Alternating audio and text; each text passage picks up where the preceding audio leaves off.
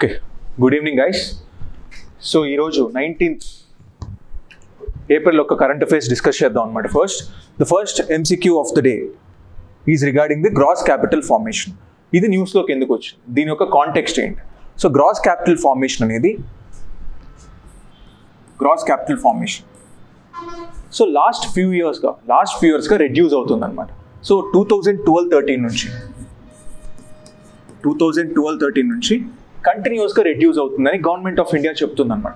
So దీనివల్ల మనకి ఏం రెడ్యూస్ అవుతాయి? So it is private investment.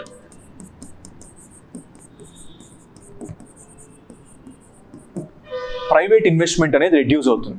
So private investment లేకపోతే ఏం జరుగుతుంది? బికాస్ ఏదైనా ఇన్వెస్ట్మెంట్ పెడితేనే మనకు జాబ్ మార్కెట్ క్రియేట్ అవుతుంది అనమాట. ఇన్వెస్ట్మెంట్ వస్తేనే జాబ్ వస్తుంది, జాబ్ వస్తేనే ఇన్కమ్ జనరేట్ అవుతుంది, ఇన్కమ్ జనరేట్ అయితేనే డిమాండ్ జనరేట్ అవుతుంది, డిమాండ్ జనరేట్ అయితేనే ఎకానమీలో జీడిపి గ్రో అవుతుంది అనమాట. సో ఇలా సైకిల్ అనేది ఉంటుంది. ఇన్వెస్ట్మెంట్ అన్నిటిపైన డిపెండ్ అయి ఉంటుంది అనమాట. సో ఒక ఇన్వెస్ట్మెంట్ ఇన్ని చేయగలదు అనమాట. అందుకే ప్రైవేట్ ఇన్వెస్ట్మెంట్ రెడ్యూస్ అవుతుంది అంటే so it is a cause of concern for the India.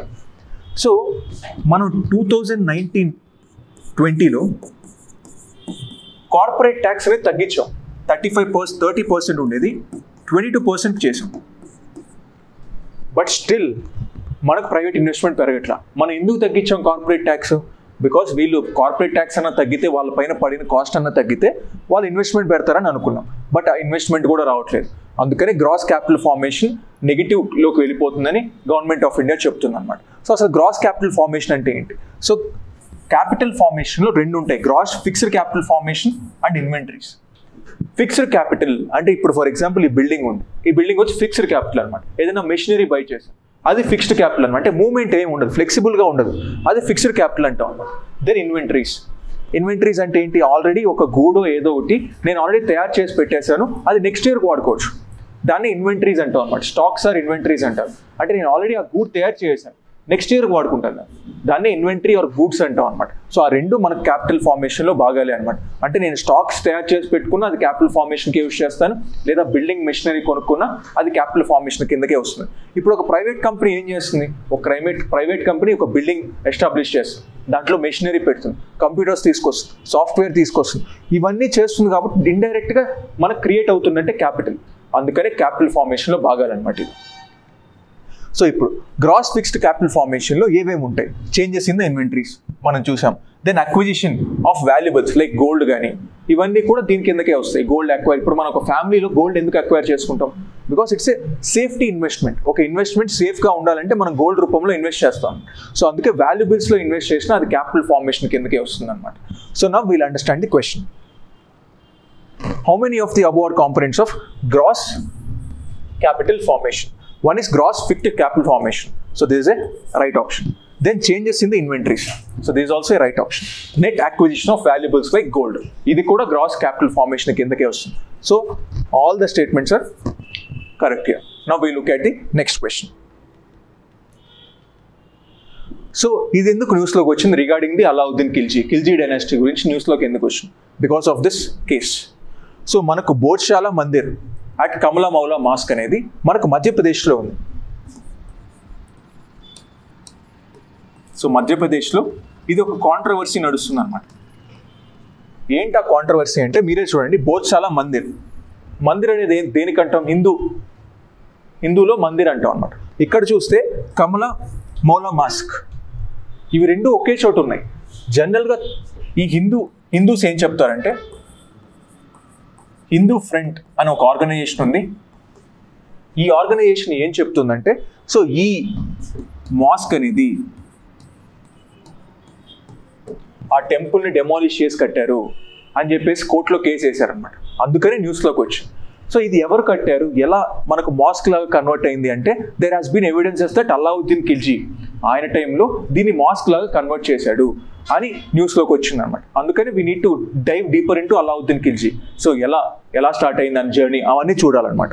So now we'll understand the empire of Alauddin Khilji.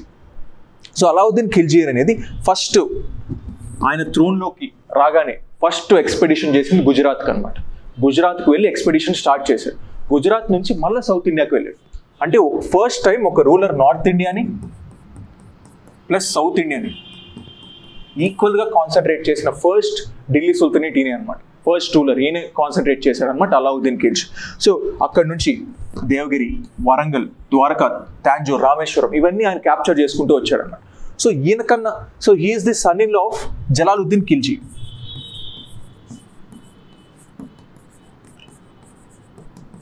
So Jalaluddin Khilji యొక్క సన్ ఇన్ లా అనమాట అలావుద్దీన్ ఖిల్జీ. సో ఒకసారి ఏం జరుగుతుందంటే, సో ఏదో యుద్ధం జరుగుతుంటే జలాలుద్దీన్ ఖిల్జీ ఏదో ఫారెస్ట్లోకి వెళ్తుంటే అలావుద్దీన్ ఖిల్జీ చంపించేస్తాడు అనమాట. చంపించేసి ఈయన థ్రోన్లోకి వస్తాడు అలావుద్దీన్ ఖిల్జీ. అప్పుడు ఫస్ట్ గుజరాత్కి వెళ్ళి కాంక్వెస్ట్ చేసి నెక్స్ట్ సౌత్ ఇండియన్ కాంక్వెస్ట్కి వెళ్తాడు అనమాట. సో అందుకే we need to understand about Alauddin Khilji.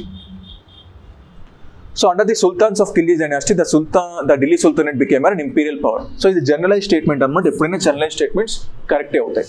So then Alauddin Khilji was the first Muslim ruler who attacked both north as well as south to extend his territorial boundaries. This is a right statement. Military campaign against Devgiri is the Alauddin Khilji's first project of territorial expansion as Delhi Sultanate. First project Devgiri కాదు, Gujarat. So Gujarat అనేది first project. So this becomes wrong. How many of the above statements are correct? Only 2 statements are correct here. Now we look at the next question. So same దీనికి సంబంధించే ఇప్పుడు భోజ్శాల మందిర్ అన్నాం. ఇప్పుడు already ఈ కమ్లా మౌలా మస్జిద్ ఎవరు కట్టారు, అలావుద్దీన్ ఖిల్జీ కట్టారని అంటున్నారు అనమాట. కానీ ఇది ఎవరో కట్టుంటారుగా, భోజ్శాల మందిర్ అనేది ఎవరో ఒకరు కట్టుంటారు. సో ఎవరు కట్టారని న్యూస్లో చూస్తే, so we need to understand about king Bhoja. King Bhoja అని ఆ మందిర్ కట్టారని అనుకుంటున్నారు అనమాట. సో ఆయన ఏ డైనాస్టీకి సంబంధించిన ఆయన అంటే పర్మారా డైనాస్టీ. సో పర్మారా డైనాస్టీకి సంబంధించిన ఆయన అనమాట ఈయన. సో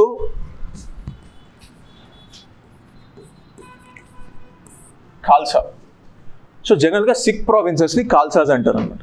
సో అది కూడా మెన్షన్ చేస్తుంది regarding the king Bhoja. King భోజాల గురించి ఖాల్సాలో కూడా మెన్షన్ చేస్తారు, విచ్ ఇస్ ఎ సిక్కి సంబంధించిన టెక్స్ట్ ఉంటాయి, దాంట్లో మెన్షన్ చేస్తారనమాట ఈ పర్మారా డైనాస్టీ గురించి. Now will understand the question. Raj Bhoja was the great monarch of the Parmara dynasty. So this is a right statement. He ruled in mostly the first half of 13th century. So 13th century lo kaadu, ayana 1000 to 1055 AD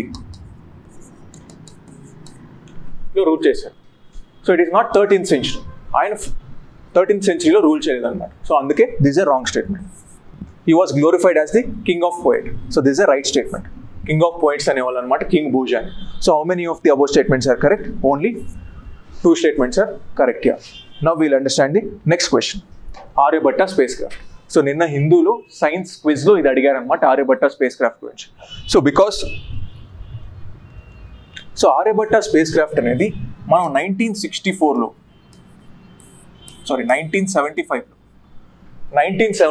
first time Aryabhatta spacecraft launch చేశారు. You know Aryabhatta ఎవరు? మనకు zero invent చేసిన ఆయన ఆర్యభట్ట అంటాం.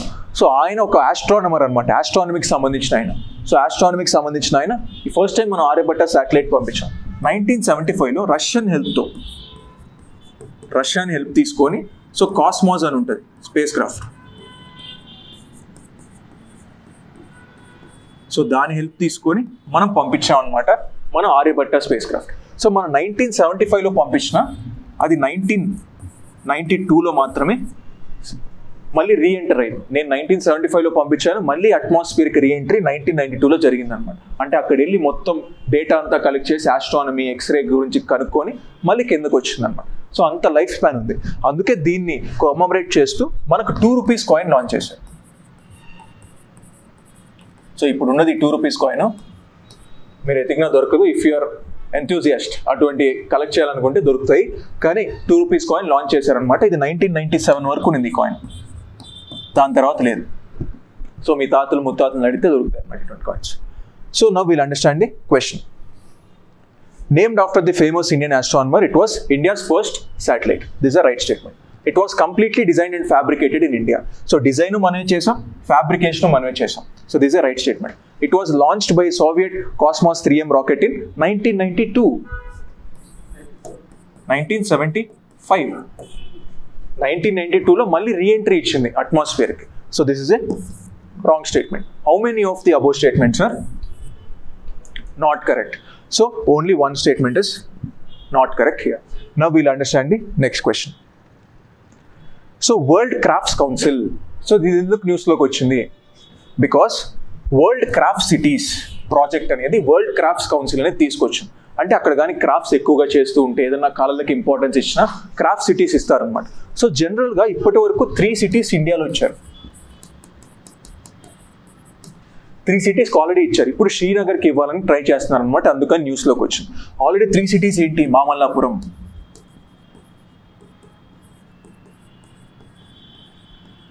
జైపూర్, మైసూర్. ఈ 3 cities ఇండియాలో already ఇచ్చారనమాట. ఇప్పుడు నెక్స్ట్ శ్రీనగర్కి ఇవ్వాలని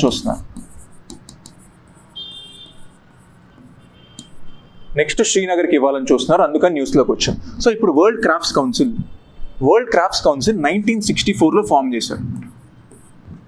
1964లో ఫామ్ చేశారు. ఇప్పుడు ఎన్నేళ్ళు అయింది?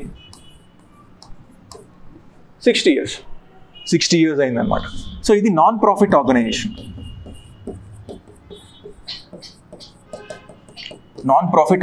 అనమాట. సో 1964లో లాంచ్ చేశారనమాట. ఇది జనరల్గా హెడ్ క్వార్టర్ అనేది 4 yearsకి ఒకసారి మారుతూ ఉంటుంది అనమాట.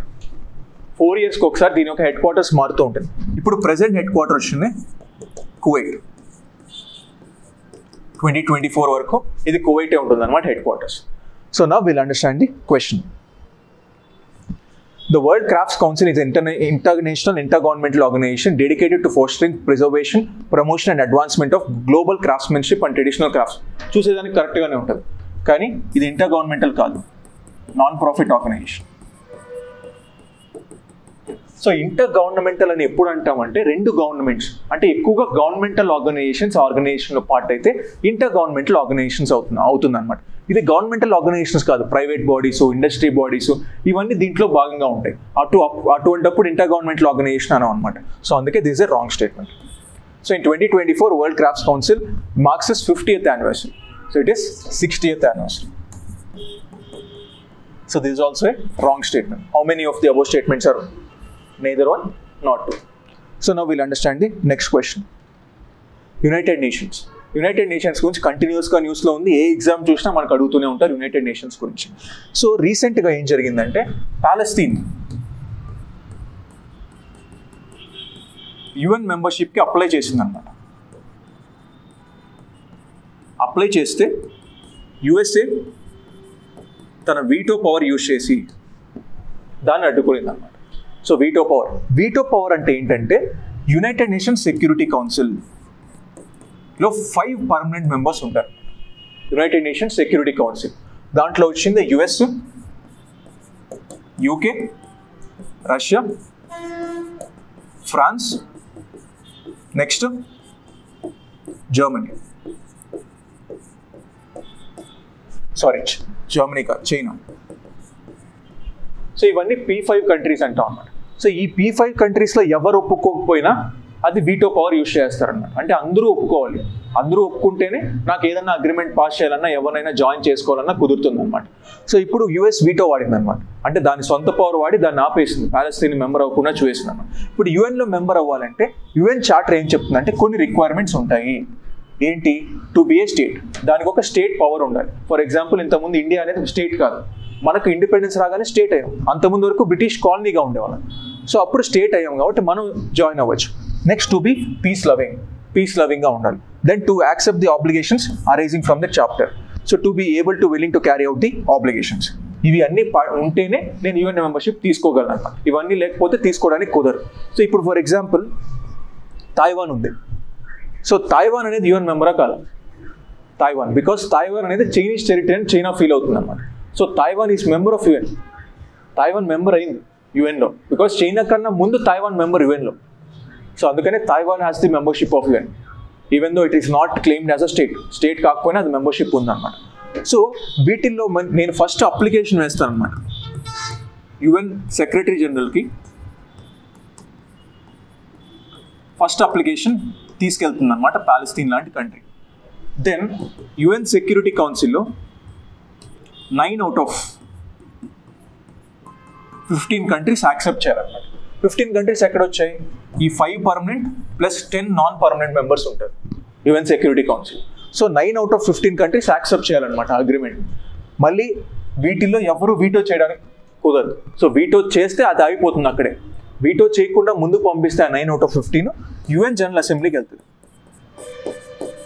యుఎన్ జనరల్ అసెంబ్లీలో 2/3 ఆఫ్ ది మెంబర్స్ యాక్సెప్ట్ చేస్తే ఆ కంట్రీ కొత్తగా యుఎన్ మెంబర్ అవుతుంది అనమాట. ఈ కండిషన్స్ అన్ని సాటిస్ఫై అవ్వాలి కొత్తగా యుఎన్ మెంబర్షిప్ రావాలి అంటే. Now will understand the question.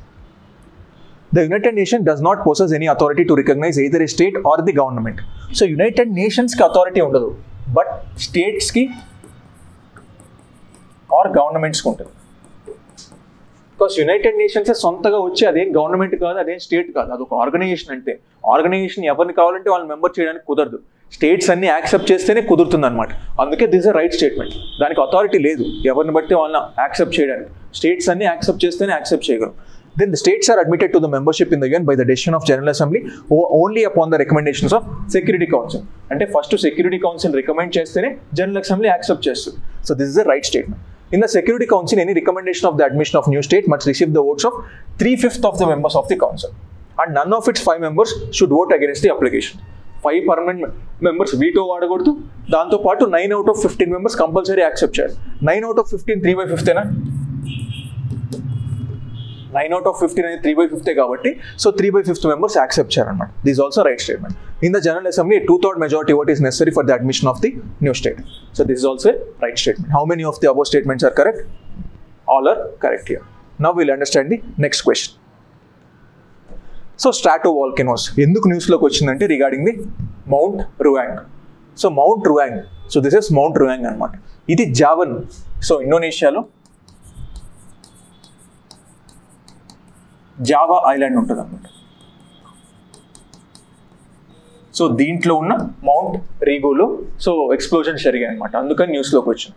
So దీంట్లో చూస్తే మేజర్గా మనం గుర్తుపెట్టుకోవాల్సింది వాల్కనోస్ గురించి. సో వాల్కనోస్లో ఎప్పుడైనా 2 types ఆఫ్ వాల్కనోస్ ఉంటాయన్నమాట. ఒకటి వచ్చింది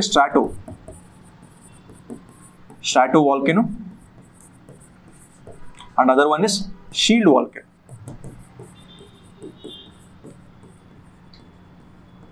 ఈ 2 type ఆఫ్ వాల్కనోస్ ఉంటాయి అన్నమాట.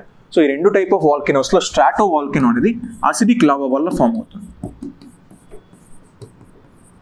సో అసిడిక్ లావా ఎప్పుడైనా విస్కాసిటీ ఎక్కువ ఉంటుంది అనమాట. విస్కాసిటీ అంటే సింపుల్గా చెప్పాలంటే నేను ఒక తేనెని ఒక వాటర్ని రెండింటిని కంపేర్ చేస్తాను. సో వాటర్ స్పీడ్గా మూవ్ అవుతుందా, తేనె స్పీడ్గా మూవ్ అవుతుందా? వాటరే స్పీడ్గా మూవ్ అవుతుంది. అంటే తేనెకి ఎక్కువ విస్కాసిటీ ఉందని అర్థం, ఎక్కువ పార్టికల్స్ బైండ్ చేసుకొని ఉందని అర్థం. సో అంటే విస్కాసిటీ తేనెకి ఎక్కువ ఉంది. సో ఇది తేనె లాంటి పార్టికల్ అనమాట అసిడిక్ లావా అనేది. సో అప్పుడు ఎక్కువ దూరం మూవ్ అవ్వలేదు. ఇప్పుడు నాకు కింద నుంచి మ్యాగ్మా పైకి వచ్చినా సరే నాకు అది మెల్లగా పైకి రావాలి. వాటర్ లిక్విడ్ లాగా పైకి రాదు, ఒక హనీ లాగా బయటకు వస్తుంది అనమాట. అప్పుడు ఏంటి, నాకు ఇలా హైట్గా ఒక స్టెప్ బై స్టెప్ ఫాలో అవుతుంది తప్పితే సో ఇలా రాగానే ఇలా డిస్ట్రిబ్యూట్ అయిపోయేలాగా ఉండదు. సో నాకు ఎమిట్ అవగానే డిస్ట్రిబ్యూట్ అయిపోయేలాగా ఉండదు, మెల్లగా సాలిడిఫై అవుతుంది. అందుకే దాన్ని స్ట్రాటో వాల్కనో అంటే స్ట్రాటిఫికేషన్, ఒక లేయర్ బై లేయర్ ఫామ్ అవుతూ వస్తుంది అనమాట. అందుకే అసిడిక్ లావా వల్ల ఫామ్ అయిన వాటిని స్ట్రాటో వాల్కనోస్ అంటాం. ఇది బేసిక్ లావా వల్ల ఫామ్. సో అసిడిక్కి బేసిక్కి డిఫరెన్స్ ఏంటి? So what is the difference between acidic and basic? సింపుల్గా చెప్పాలంటే దీంట్లో సిలికాన్ పర్సంటేజ్ ఎక్కువ ఉంటుంది, దాంట్లో సిలికాన్ పర్సంటేజ్ తక్కువ ఉంటుంది. అదే మేజర్ డిఫరెన్స్ అనమాట. సో ఇది విస్కాసిటీ ఎక్కువ ఉంటుంది కాబట్టి ఎక్కువ టైం తీసుకుంటుంది సాలిడిఫై అవ్వడానికి. అందుకే ఇలా పెద్ద ఒక స్ట్రాటిఫైడ్ లేయర్ లాగా ఫామ్ అవుతుంది. ఇది టైం తీసుకోదు. ఇప్పుడు నాకు ఇలా ఉండి ఇలా ఎమిట్ అవగానే తొందరగా డిస్ట్రిబ్యూట్ అయిపోతుంది వాటర్ లాగా. అందుకే ఒక షీల్డ్, ఒక కోన్ లాగా ఫామ్ అవుతుంది, ఒక షీల్డ్ లాగా ఫామ్ అవుతుంది. అటువంటి వాటిని షీల్డ్ వాల్కనోస్ అంటాం అనమాట. So now will understand the question. Stratovolcanoes have relatively gentle slides than shield volcanoes. అంటే జెంటిల్ స్లైడ్స్ అంటే ఇలా ఉండడం, అవి స్ట్రాటో వాల్కనోస్లోనే ఉంటాయన్నమాట. అదే షీల్డ్ వాల్కనోస్లో జెంటిల్ స్లైడ్స్ ఉండవు, ఇలా ఉంటాయి. షీల్డ్ వాల్కనో ఒక షీల్డ్ లాగా అంటాం. So this is the right statement. Stratovolcanoes are formed from viscous sticky lava that does not flow easily. దాన్ని acidic lavas అంటాం, విస్కాసిటీ ఎక్కువ ఉంది కాబట్టి. So this is the right statement. Stratovolcanoes are more likely to produce effusive eruptions. అంటే ఒక ఇలా buildup అయి pressure సడన్గా ఎక్స్ప్లోడ్ అయిపోతుంది. సో దాన్ని ఎఫ్యూజివ్ ఎరప్షన్స్ అంటాం అనమాట. Then mount Ruang in Indonesia is a stratovolcano. So this also a right statement. How many of the above statements are not correct? So none of the statements are not correct because అన్నీ కరెక్ట్ కాబట్టి. So now will understand the next question. So liver, because నిన్న వచ్చింది world liver day అనమాట. So 19th April is world liver day. So అందుకని liver functions అనేది తెలుసుకోవాలి మనం. సో లివర్ ఎక్కడ ఉంటుంది? మనకు రైట్ సైడ్, మన కింద రిబ్కి రైట్ సైడ్లో ఉంటుంది అనమాట లివర్ అనేది. లివర్ మేజర్ ఫంక్షన్స్ ఏమేం చేస్తుంది? It produces a major thing called bile. Bile అనే లిక్విడ్ని ప్రొడ్యూస్ చేస్తుంది, అది డైజెషన్లో యూజ్ అవుతుంది అనమాట. So then blood composition, nutrients produce చేస్తుంది, డెస్ట్రాయ్స్ ది ఓల్డ్ ఆర్బీసీస్ అంటే రెడ్ బ్లడ్ సెల్స్ని డెస్ట్రాయ్ చేస్తుంది. బ్లడ్ డీటాక్స్ చేయాలి, అందుకే కదా మనకు న్యూస్లో లివర్ డీటాక్స్ చేయాలి అంటుంది, ఎందుకంటే బ్లడ్ కూడా ప్యూరిఫై చేస్తుంది కాబట్టి లివర్ అనేది. దెన్ ఆల్కహాల్, ఈ మెడికేషన్స్ని వీటన్నిటిని బ్రేక్ డౌన్ చేస్తుంది, మెటబాలిక్ ప్రాసెస్ని కంట్రోల్ చేస్తుంది, ప్రోటీన్స్ వీటన్నిటిని ప్రొడ్యూస్ చేస్తుంది. ఇది లివర్ ఫంక్షన్స్ అనమాట. Now will understand the question. How many of the above functions are produced by the liver, the largest gland in the human body? Storing the nutrients, removing the worn out cells from the blood, అంటే చచ్చిపోయిన సెల్స్ని remove చేస్తుంది, filtering and process the chemicals in the food, and producing bile. So all the statements are correct here. Now will understand the next question. Demographic dividend. So ఇది కంటిన్యూస్గా న్యూస్లోకి వస్తుంది, చాలా మంది confuse కూడా అవుతూ ఉంటారు అసలు డెమోగ్రాఫిక్ డివిడెండ్ అంటే ఏంటి అని.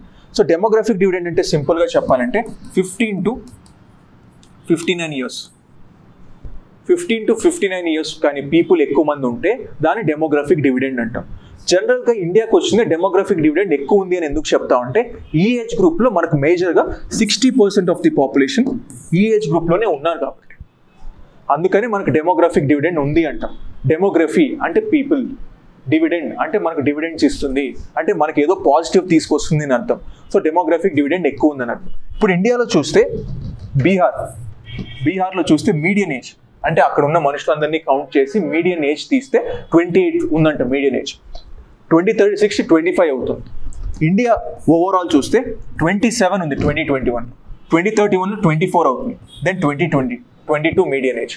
అంటే వర్కింగ్ ఏజ్ పీపుల్ ఎక్కువ ఉన్న కొద్దీ నాకు ఎకానమీ బూస్ట్ అవుతుంది. అదే డిపెండెంట్ పాపులేషన్ ఎక్కువ ఉన్నారు, అంటే చిల్డ్రన్ ఎక్కువ ఉన్నారు, ఓల్డ్ ఏజ్ పీపుల్ ఎక్కువ ఉన్నారంటే నాకు డిపెండెన్సీ ఎక్కువ అయిపోతుంది, వాళ్ళు వర్క్ చేయరు కదా, వర్క్ చేయకపోతే నాకు ఎకానమీ మూవ్ అవ్వదు కాబట్టి అటువంటి టైంలో డెమోగ్రాఫిక్ డిజాస్టర్ ఎక్కువ అవుతుంది అంటాం. డెమోగ్రాఫిక్ డివిడెండ్ ఎప్పుడు ఎక్కువ ఉంటుందంటే వర్కింగ్ ఏజ్ పీపుల్ ఎక్కువ ఉంటే డెమోగ్రాఫిక్ డివిడెండ్ ఎక్కువ ఉంది అంటాం. సో వీటిని ప్రాపర్గా ఛానలైజ్ చేసుకోగలగాలి. దానికోసం మనం ఏం చేయాలి? వీళ్ళకి ఎడ్యుకేషన్ ప్రాపర్గా ప్రొవైడ్ చేయాలి, స్కిల్స్ ప్రొవైడ్ చేయాలి, హెల్త్ ప్రొవైడ్ చేయాలి. ఇవన్నీ ప్రాపర్గా ప్రొవైడ్ చేస్తాం అనుకో డెమోగ్రాఫిక్ డివిడెండ్ ప్రాపర్గా యూజ్ చేసుకోవచ్చు, ప్రాపర్గా హెల్ప్ చేస్తుంది ఆ డెమోగ్రాఫిక్ డివిడెండ్. ఇప్పుడు ఈ ఏజ్ బ్రాకెట్లో ఎక్కువ ఉన్నారని మనం హ్యాపీగా ఫీల్ అయ్యామనుకో, ఇవేం ప్రొవైడ్ చేయకుండా అది డిజాస్టర్గా కన్వర్ట్ అవుతుంది అనమాట. అంటే మనుషులు వర్క్ లేకుండా ఊరికే ఖాళీగా కూర్చున్నట్టు ఉంటుంది, పాపులేషన్ ఎక్స్ప్లోడ్ అయినట్టు ఉంటుంది. సో అవి పర్ఫెక్ట్గా చేయాలన్నమాట. Now will understand the question. How many of the above policy implications can help in realizing the country's potential demographic dividend? Improving the quality and access to education, creation of jobs and skilled workforce, restriction and strict regulation of immigration. So ఇప్పుడు ఇక్కడ జాబులు దొరకట్లేదు కాబట్టే కదా బయట కంట్రీస్కి వెళ్తున్నారు. ఇప్పుడు దాన్ని మనం బ్రెయిన్ డ్రైన్ అంటాం, అంటే మన ఉన్న బ్రెయిన్ అన్ని అక్కడ డ్రైన్ అయిపోతున్నాయి. సో దానివల్లే కదా బయట కంట్రీస్కి వెళ్తున్నారు. సో దాన్ని ఎప్పుడు రిస్ట్రిక్ట్ చేయలేము, రిస్ట్రిక్ట్ చేస్తే ఇంటర్నేషనల్గా మనకు శాంక్షన్స్ పడతాయి. సో అది రాంగ్ ఆప్షన్ అవుతుంది అనమాట. You can't restrict the immigration. Then promotion of natalist policies. So natalist policies అంటే సింపుల్గా చెప్పాలి అంటే మనల్ని గ్రోత్ చేయకుండా ఉండే పాలసీస్ని మనం రెగ్యులేట్ చేయాలన్నమాట. లైక్ ఫర్ ఎగ్జాంపుల్ మనకు ప్రొటెక్షనిస్ట్ మెజర్స్ తీసుకున్నాం, ఇండియా ఆత్మనిర్భర్ భారత్ అంటాం. ఆత్మనిర్భర్ భారత్లో ఏమంటున్నాం? ప్రొటెక్షనిస్ట్ మెజర్స్ ఎక్కువ తీసుకున్నాం, మేము ప్రొడ్యూస్ చేసుకుంటాం, బయట నుంచి ఇంపోర్ట్స్ తగ్గిస్తామని చెప్తున్నాం. అటువంటి పాలసీస్ తీసుకోకపోతేనే FDIs వస్తాయి, FIIs వస్తాయి. అటువంటి పాలసీస్ తీసుకుంటే మనకి FDIs, FIIs రావు అనమాట. సో అటువంటి వాటిని స్ట్రిక్ట్గా రెగ్యులేట్ చేయాలన్నమాట. So this is also a right statement. Only 3 is the right option here. Now we'll understand the next question.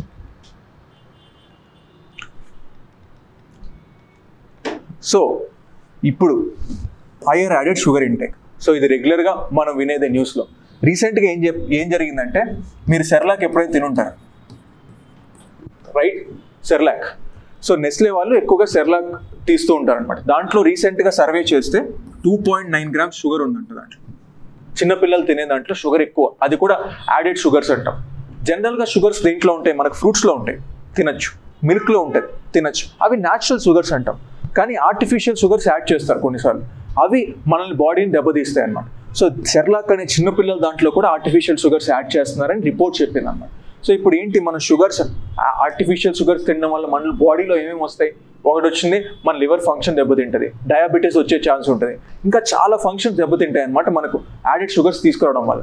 Artificial sugars తినకూడదు, కానీ న్యాచురల్ షుగర్స్ ఎప్పుడైనా తినచ్చు. ఇప్పుడు ఫ్రూట్స్ తినొద్దని ఎవరు ఆపరు, ఫ్రూట్స్ తినచ్చు, మిల్క్ తాగొచ్చు, ఇవన్నీ న్యాచురల్ షుగర్స్ అనమాట. అవి మన బాడీకి హెల్ప్ చేస్తాయి ఎప్పుడైనా, బికాస్ మన బాడీకి కూడా కావాల్సిన షుగరే.